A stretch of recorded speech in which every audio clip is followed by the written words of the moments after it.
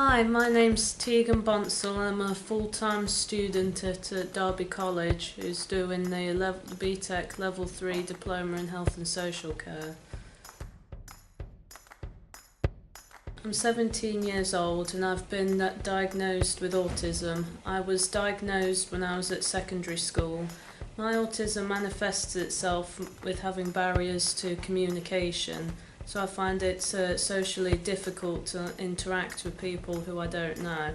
But I'm more comfortable, talking to people who I do know and who I can trust.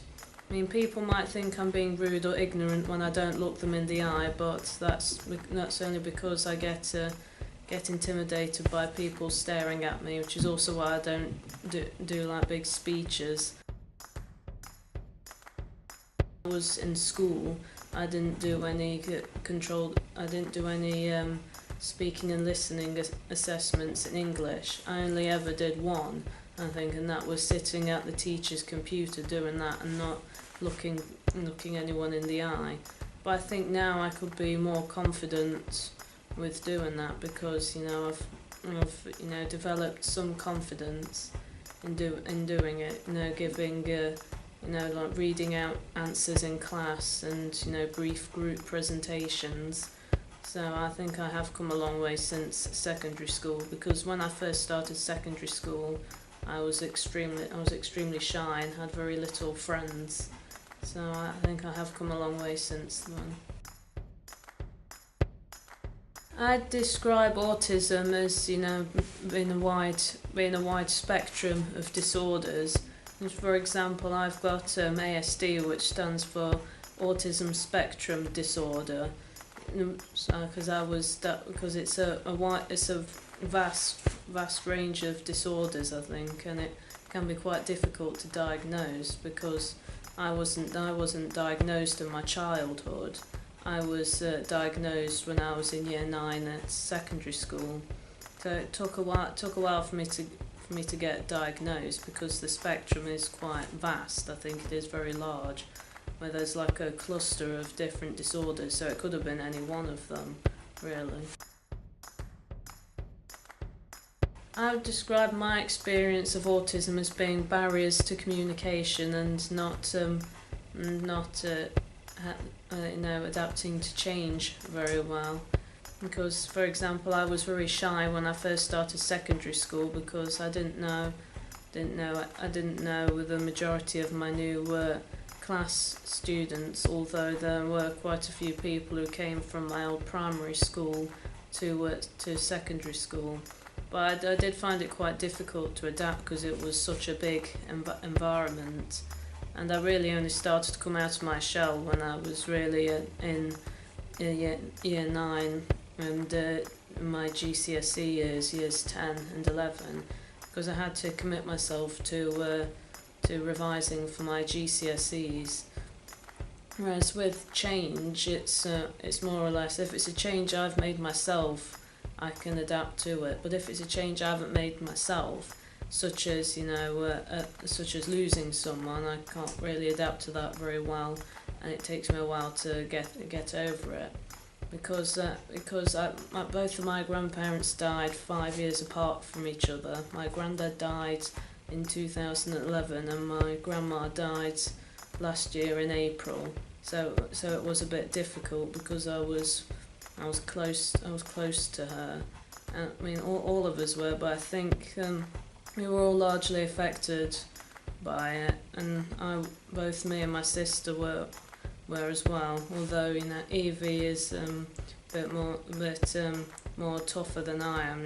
She doesn't really let things like that affect her, whereas I tend to let these things affect me a bit more, and they probably stop me from doing well. But I try to pull myself through in the end, which is good. And try to support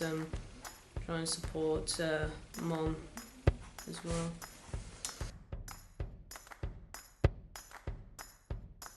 Well, I think people, make the assumptions that when you don't make eye contact with them or don't speak a lot, that you're being rude or ignorant, but that's not the case, because some people have autism that affect their communication skills, which can lead to social barriers. You know, they might not talk to people who they're not familiar with, or they might not attempt to, interact with other groups of people. And I tend to find that when I'm around people who are quite loud, I get a bit intimidated by, if there's like a sudden shout, scream or yelling, I just get really intimidated about it, which is why I like to be in a quiet environment, because I'm quite shy and withdrawn. Although my sister, on the other hand, can be, outgoing and a bit more likely to mix with other people, but I'm the complete opposite. I just like sometimes, spend a little time to myself. I just usually like to go in my room and listen to music, because it's a way of helping me relax at the end of a busy day. Well, I've mainly overcome my communication barrier by sitting on tables with other groups of people, but it's usually other students in the class who I'm more familiar with, who I've got to know a little bit without talking to them, which sounds a bit strange, but I just sense that they're friendly, I think, and I like to be around friendly people. I don't really like to be around people who would be considered nasty to me. And the college has helped me as well, because every Tuesday at 9 o'clock till 10 I have one-to-one support with a member of staff.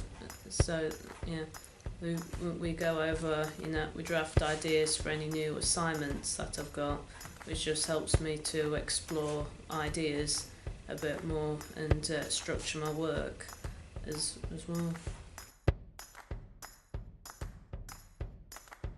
Well, they could approach them in a polite manner and reassure them, and they could talk to a person who they can confide in very easily.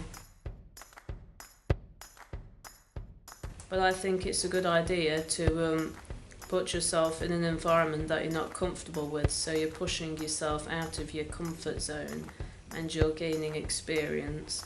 Because every Friday I have a work placement as part of my course, and sometimes I do feel a bit uncomfortable there, but once I get settled in, I tend to find that I'm usually all right with it, because I've pushed myself into an environment that I can sometimes feel uncomfortable with, because I haven't been back to primary school for a while. So it was a bit strange for me, even though I didn't go to that particular primary school. It was still a bit strange